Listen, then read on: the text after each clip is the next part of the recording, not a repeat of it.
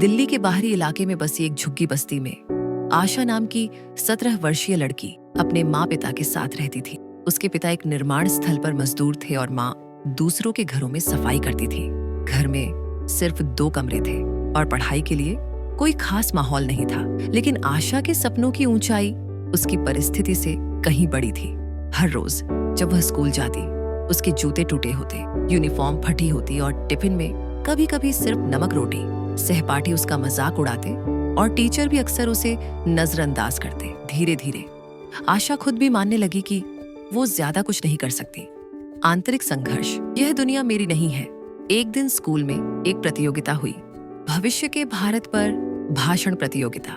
आशा ने हिस्सा लेने की सोची, लेकिन जब उसने यह बात अपनी दोस्त को बताई तो उसने हंसकर कहा, तू भाषण? तू तो खुद ठीक से बोल भी नहीं पाती, छोड़ दे। उस दिन आशा देर रात तक रोती रही। उसे लगा जैसे वो अपने ही सपनों की मजाक बन चुकी है।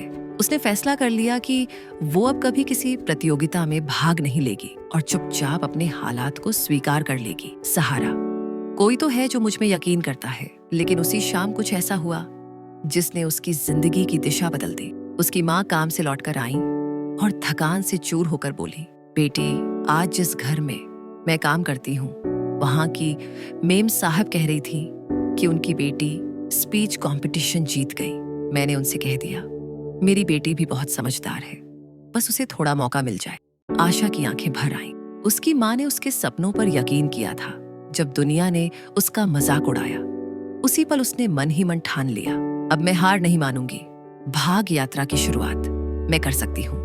आशा ने अगले दिन स्कूल में जाकर लाइब्रेरी से किताब ली, मोबाइल में यूट्यूब से भाषणों को सुनना शुरू किया और रोज आईने के सामने खड़े होकर अभ्यास करने लगी। घर में पंखा नहीं था, लेकिन वह दीवार पर लटकी भगवान की तस्वीर के नीचे बैठकर पूरी निष्ठा से अभ्यास करती।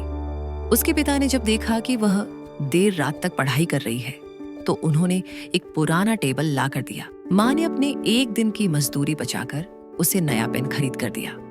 अब आशा सिर्फ पढ़ नहीं रही थी, वह खुद को बदल रही थी। पहला मोड़, सब कुछ दांव पर। आशा ने अगली भाषण प्रतियोगिता में हिस्सा लिया। जब वह मंच पर पहुंची तो उसके हाथ कांप रहे थे, लेकिन उसकी आंखों में आत्मविश्वास था। उसने बोलना शुरू किया, मैं एक मजदूर की बेटी हूं, लेकिन मेरे सपने किसी अमीर से कम नहीं है। सारा स्कूल सुनता रहा और जब उसका भाषण खत्म हुआ तो पूरा हॉल तालियों से गूंज उठा। वह प्रतियोगिता जीत गई।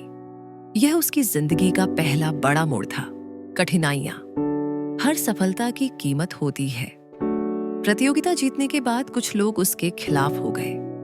स्कूल के कुछ लड़कियां उसके कपड़ों और बोलचाल का मजाक उड़ाने लगी, लेकिन इस बार आशा ने चुप्पी नहीं साधी। उसने जवाब नहीं दिया, बल्कि अपने काम से साबित किया कि मेहनत किसी का दर्जा नहीं पूछती। उसने पढ़ाई पर और जोर दिया और शहर की एक प्रतिष्ठित छात्रवृत्ति परीक्षा के लिए तैयारी शुरू कर दी। दिन में माँ की मदद करती, शाम को पढ़ाई करती और रात में भाषणों का अभ्यास, आत्म साक्षात्कार। मैं खुद को पहचान गई हूँ। 6 महीने बाद जब छात्रवृत्ति के परिणाम आए तो आशा को पूरे जिले में दूसरा स्थान मिला।